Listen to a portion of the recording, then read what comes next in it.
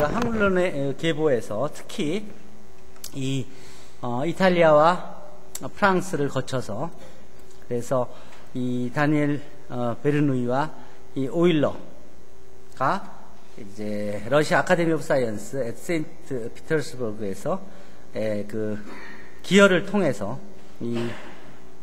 이 오스트로 꼬르스키 또 최비세프 마코프 꼴모고로프로 이어지는 이 확률론의 그 현대 추상 확률론의 메저 시어레틱 프로버빌리티의 이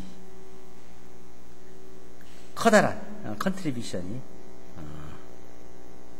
19세기에 이 페테스부르크 학파에 의해서 이루어진 것에 대해서 지난 시간에 설명했습니다. 자, 오늘은 그리고 그 러시아 땅에 가서 이게 어떻게 완성되는지 이 과정에 대해서 여러분들한테 연구해 보라고 Q&A에 추가 정보들을 업로드 시켜 놨으니까 보고 그러고 차근차근히 그 내용을 채워가기를 바랍니다. 그리고 그걸 나중에 PBL 보고서에 포함해서 다음 과제에 제출하도록 하기 바랍니다.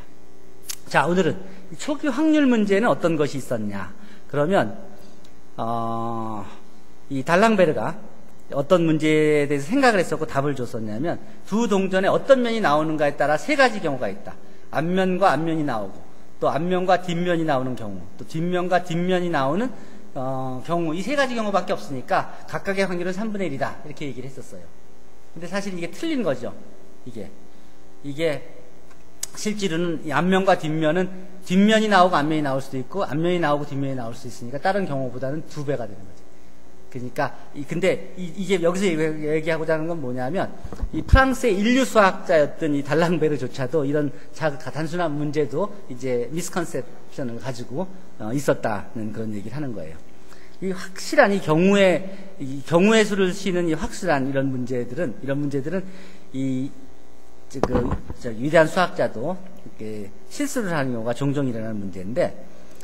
이 확률을 공부하는 첫 번째 이제 단계가 이제 경우의 수를 이제 세는 거고, 그 경우의 수라는 것이 로우 오브 라지 넘버, 대수의 법칙이죠. 지금 이거 큰 수의 법칙이라고 하기보다는 수학에서는 대수의 법칙이라고 하죠.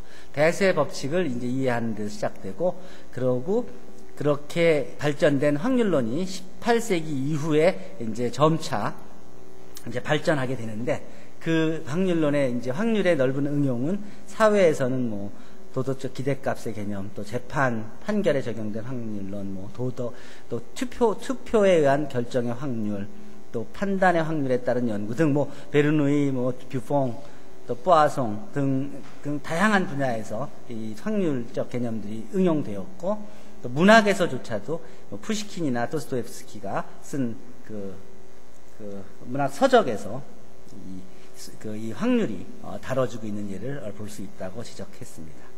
초기 확률론에는 어떤 문제들이 있었냐면 이 파치올리의 득점의 문제라든지 또 갈릴레오의 주사위의 문제, 또 파스칼의 주사위의 문제, 다니엘 베르누이의 상트페테르부르크의 문제, 또 등등이 이제 유명한 그런 초기 확률론의 이제 문제들이고, 여러분들 이런 거는 되게 이제 여러 책들에 의해서 많이 소개되어 있고, 또 퀴즈 문제, 퍼즐 이런 데 많이 쓰이는 그런 지금도 쓰이는 문제입니다. 그 중에서 여러분들이 관심을 가지고 봐야 될 문제가 이 비퐁의 바늘 문제, 비퐁스 니들 프로브럼이라 그래서 이 기하학에서 나타나는 확률, 이 기하학적 확률론의 예가 이 18세기 프랑스 계몽사상가이며 수학자인 비퐁이 소개한 내용인데, 이게 어떤 문제냐면 두 개 평행선 사이에 몇 개의 바늘을 임의로 떨어뜨렸을 때 바늘이 이 평행선과 교차되는 확률, 그러니까 무슨 소리인지 알겠죠? 종이 위에 평행선을 몇 개 그어놓고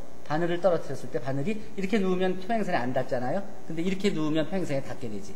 그럼 그 확률이, 그 평행선에 닿을 평행선과 바늘이 교차되는 확률이 무엇인가? 이 계산하는 문제는 단순하면서도 이게 그 관심을 가지는 문제인데, 이게 이제 어떤 문제하고 같아지냐면 주어진 원에 현을 하나 임의로 그었을 때 그 현의 길이가 내접 정삼각형의 한 변보다 길어질 확률하고 같은 문제가 돼요. 그래서 실제로 이게 비폰의 리들 프로그램이라고 해서 이거 대학교 학생들 수학 콘테스트 하거나 할 때 자주 그냥 내는 문제예요. 시험 문제도 자주 나오고. 근데 중요한 건 이게 한번 찾아보면 알겠지만 이게 파이에 의해서 정확하게 표현이 돼요. 그러니까 이게 이 순수한 이 심플한 기하학적 문제가 이게 확률이 이게 그 오일러의 이퀘이션 같이 그 그 무리수로 정확하게 표현되는 것은 그 여러 분야가 서로 연결되는 걸 보여주는 중요한 이해가 되는 것이죠.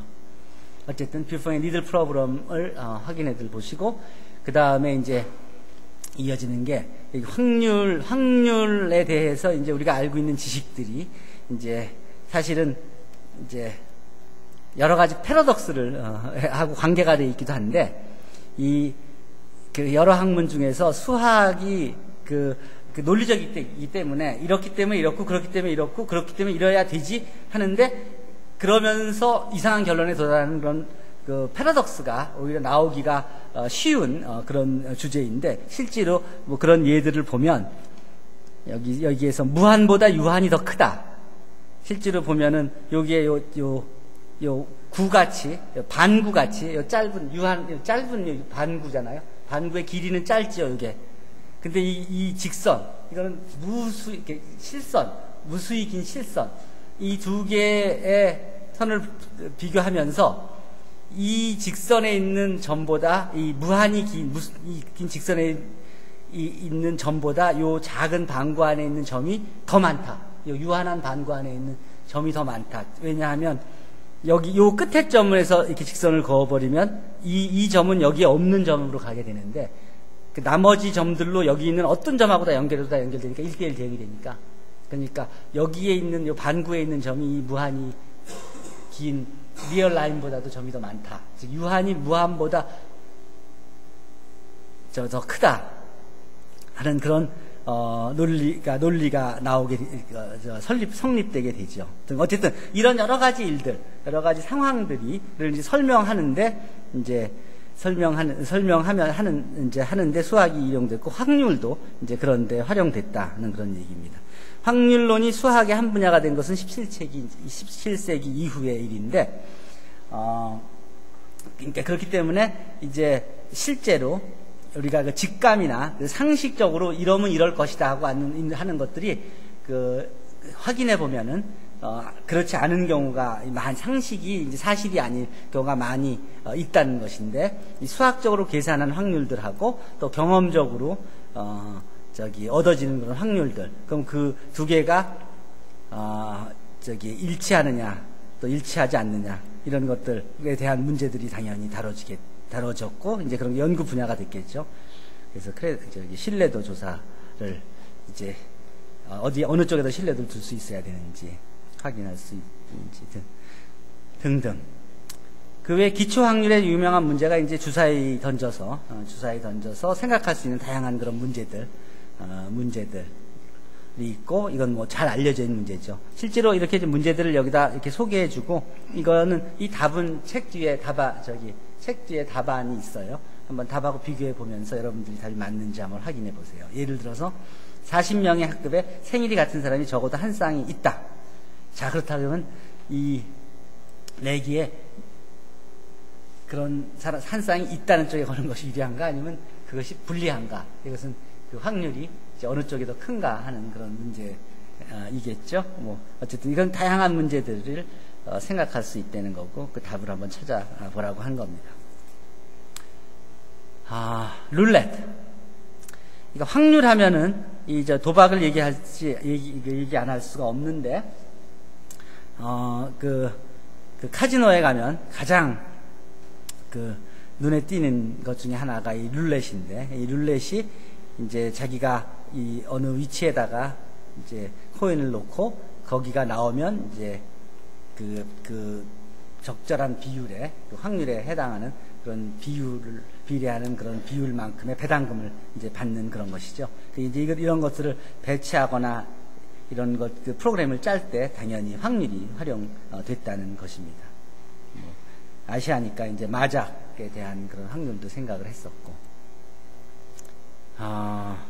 이게 이제 법적으로 이제 도박 이걸 뭐라 그러면 갬블링이라 그러는데, 이 갬블을 이제 법적으로는 어떻게 정의하냐면 당사자의 행위에 관계없이 승패가 결정되는 그런 행위를 이제 도박이라고 한다. 그 예로 트럼프 마작, 화투 뭐 등등을 이제 들었죠. 룰렛이라든지 여러 가지. 그래요. 룰렛에 대해서도 뭐 관심을 갖고, 실제로 이제 이 카지노에 관련된 데서도 다 확률하고 관계되어 있는 문제들이니까 수학자들이 깊이 인볼브됩니다. 인볼브돼서 처음 개발해서 기여됐고, 지금도 그런 이 갬블링 산업에는 수학자들이 많이 기여합니다. 특히 요새 영화에도 많이 가끔 나오죠. 뭐 블랙잭이라든지 뭐 영화의 수학자들이 실제로 라스베가스라든지 뭐 아틀란틱 시티 같은 데서 그런 확률 게임에 유리하게 그 수학을 얻는 걸 사례로 하는 그런 영화들이 많이 나오죠. 자, 어쨌든 그래서 영화에서 많이 보듯이 이 수학자들이 도박을 잘할까 하는 그런 문제에 대해서 한 페이지를 할인했고, 이제 실제로 이제 확률을 알면 그러면 도박에서 이제 이쪽이냐 저쪽이냐 선택을 해야 될 경우에 훨씬 더 현명한 선택을 할 수 있으니까 당연히 유리할 거라고 했고, 이제 여기서는 이제 블랙숄츠 이퀘이션에 대한 얘기를 하는 것 같은데,